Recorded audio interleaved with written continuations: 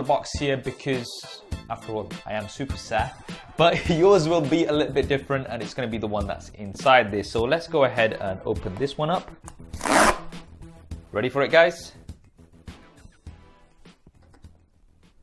So here we have firstly a few cases. So these are official OnePlus cases for the OnePlus 5. And you can go ahead and pick those up from the OnePlus website. And here we have the retail box. Now, in terms of the box itself, it's very similar to previous OnePlus devices that we've had. So full white, and there is the red and white OnePlus logo. We've got the big 5 here.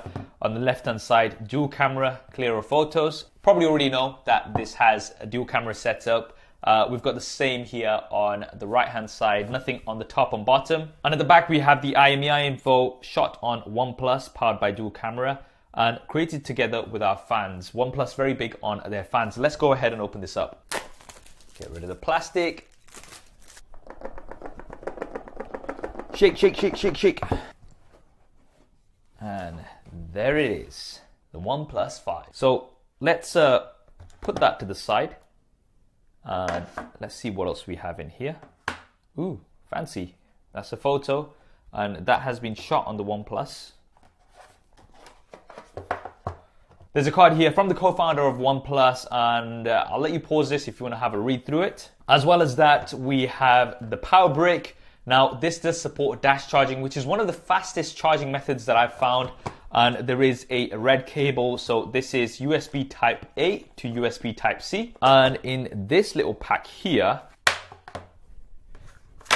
got a quick starter guide, some safety info, and the SIM card ejector tool. Is there anything else in here? Nope, that's all. Actually, there are some stickers here. So we've got a shot on OnePlus sticker, never settle, which is the tagline, as well as the OnePlus logo. Almost missed that out. Now, let's go ahead and get to the phone itself, which is what all of you are waiting for. So we'll get rid of the protector at the back and also this sticker. And there it is, the OnePlus 5. We've seen lots of leaks and rumors, so it's finally nice to have it in hand. This is the midnight black color. There's also a slate gray color available. Let's power this on and then I'll talk you through it. So at the front, there is a 5.5-inch AMOLED display. So you're gonna get really nice deep blacks, but it is 1080p, so full HD. They've not gone for Quad HD.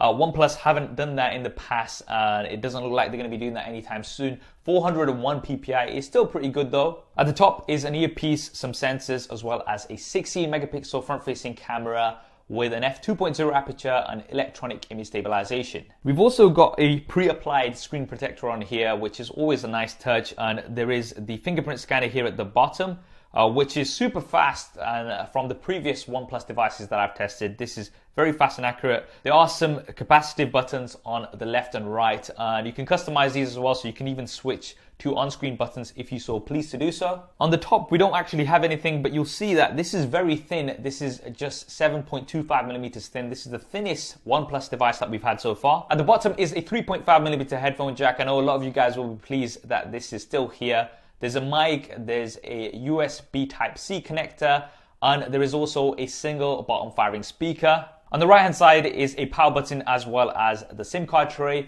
This device, as previous OnePlus devices, does support dual SIM cards, so you can have 2 SIM cards active at the same time. I really like this feature, and I think more smartphones should definitely have it. It's very, very useful. But there is no space here for a micro SD card, so you cannot expand the storage on here. On the left-hand side is a volume rocker, and you've also got the OnePlus toggle switch, which is gonna let you switch between your different modes. I really do like this feature because, say your phone's in your pocket and you want to put it to do not disturb, you can easily do that by just feeling this toggle here.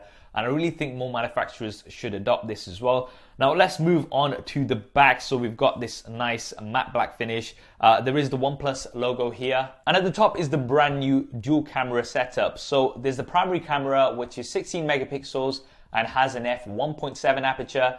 But then we've got a secondary camera, which is 20 megapixels, and it's a telephoto lens. So you can get 2 times zoom on here. This has an f2.6 aperture. As well as the zoom, you also have a portrait mode, so you can blur the background. Yes, I know a lot of you guys are going to be going crazy in the comments. We'll address this in a second.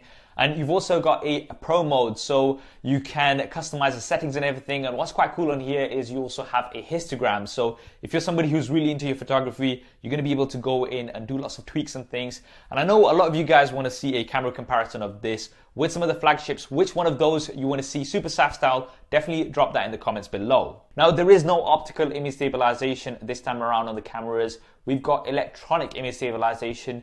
I'll see how well that works. I mean, there's other devices that have great cameras with no optical image stabilization. One example is the Google Pixel. So this still could be pretty promising. Now, for the operating system, you've got Oxygen OS on top of Android 7.1.1.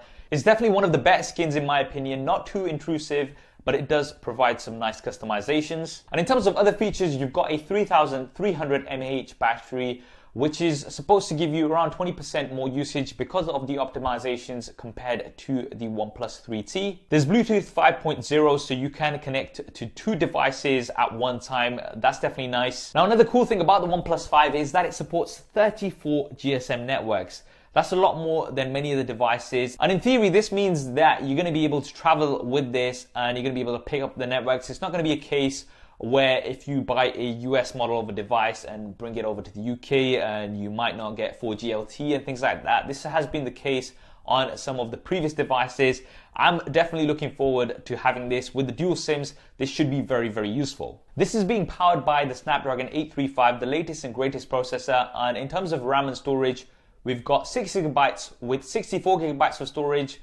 And then we've got the whopping 8 gigabyte RAM version with 128 gigabytes of storage. In terms of pricing, for the 6 gig RAM version, you're looking at £449 or $479. And for the 8 gigabyte of RAM version with 128 gigabytes of storage, you're going to be looking at £499 here in the UK or $539. I am sure pretty much that most of you will be interested in this version. Now, yes, it's more expensive compared to previous OnePlus devices. The price has been going up over the years, but you're getting more features over